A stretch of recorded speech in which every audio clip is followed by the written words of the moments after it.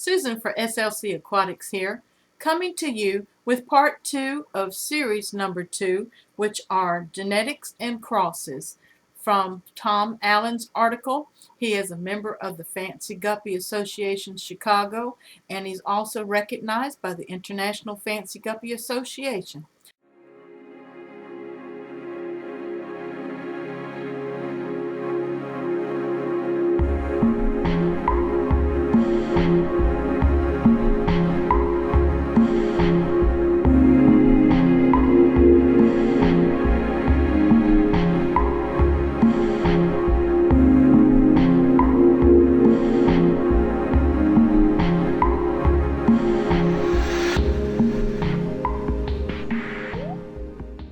Part 2 of the second series of Guppy, Genetics, and Crosses by Tom Allen. I know the other day we discussed simple genetics.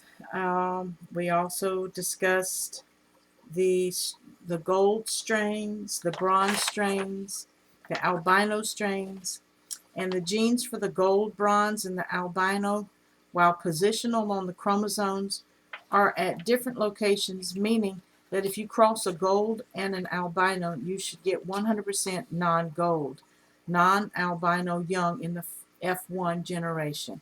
And we discussed that in series 1 and 2.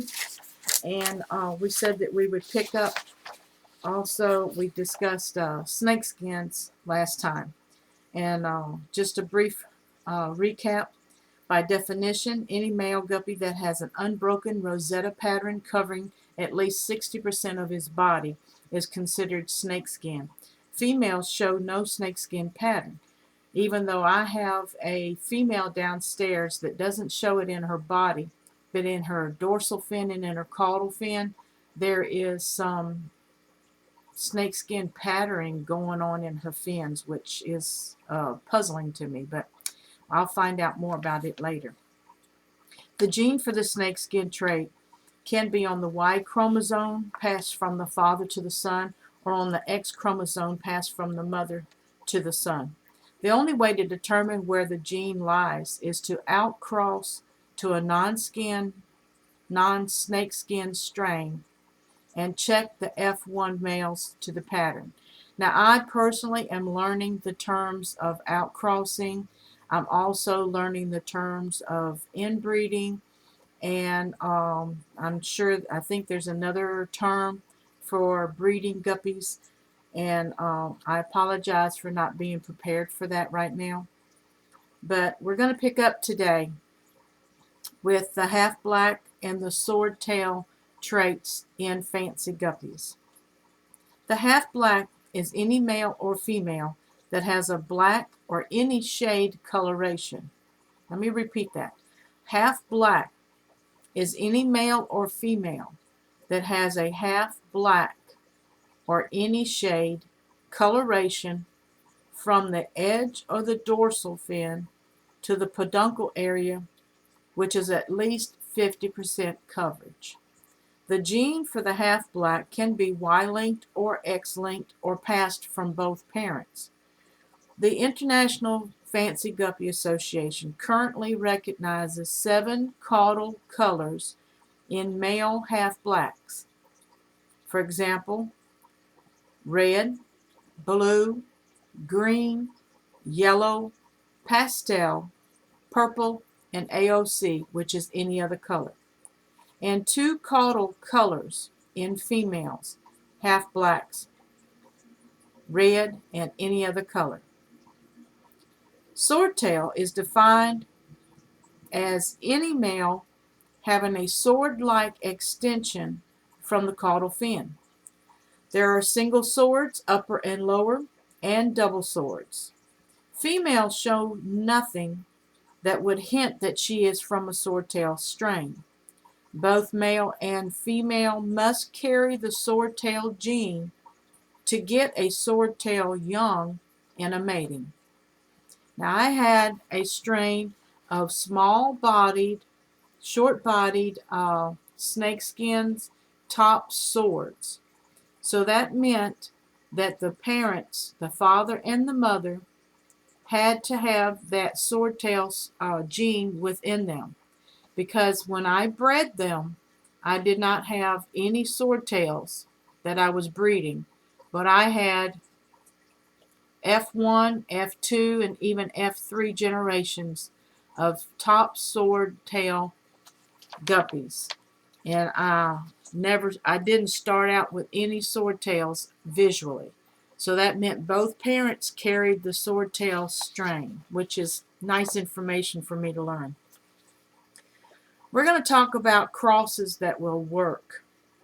If you notice that your current strain is showing some weakness like small size, poor color, bad finnage shape, or no resistance to disease, etc., which I suffered with the last few months, weak immune systems. Often the only way to introduce improvement is to outcross to a compatible strain. All right, the term outcrossing here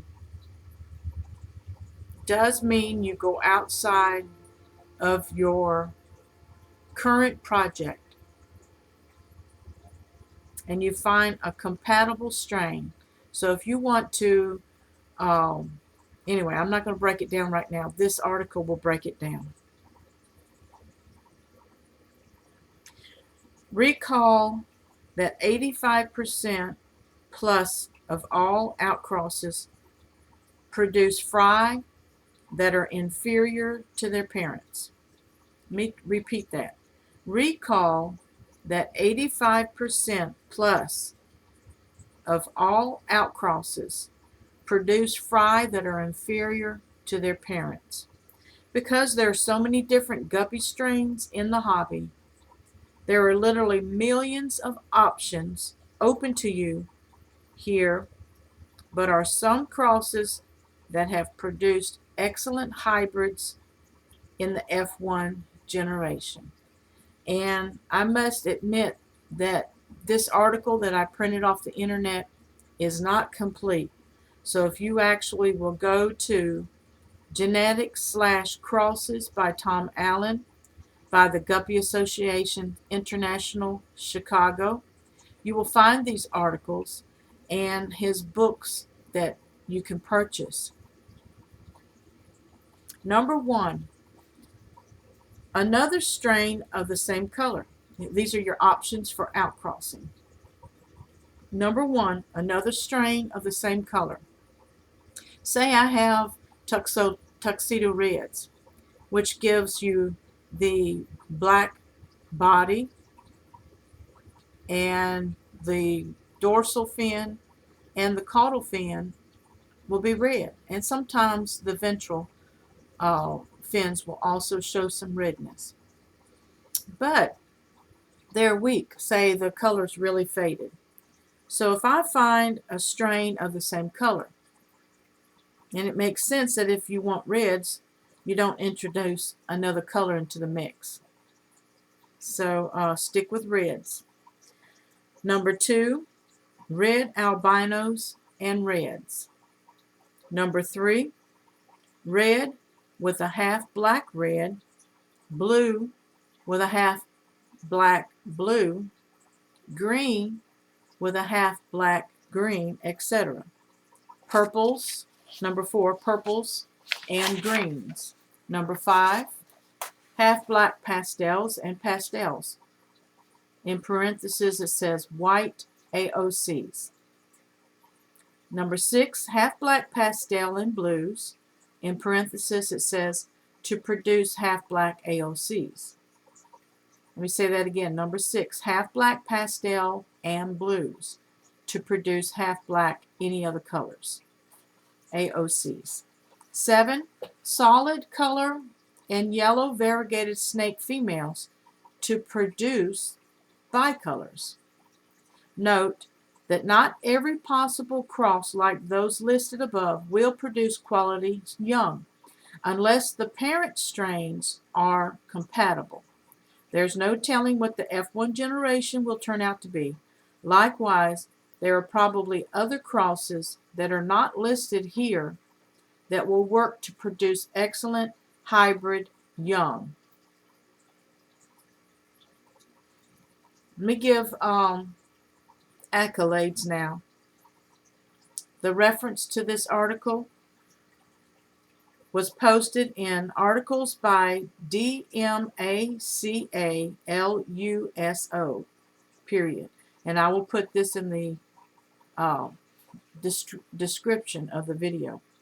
Bookmark the permalink at www.guppyschicago.org/articles/genetic crosses by Tom by Tom Allen, and that will pull up the article. So this is the conclusion of what I have on hand of the genetics/crosses by Tom Allen, who is a member of the Guppy Association's International Chicago, and this is also the standards that the IFGA, International Fancy Guppy Association, go by.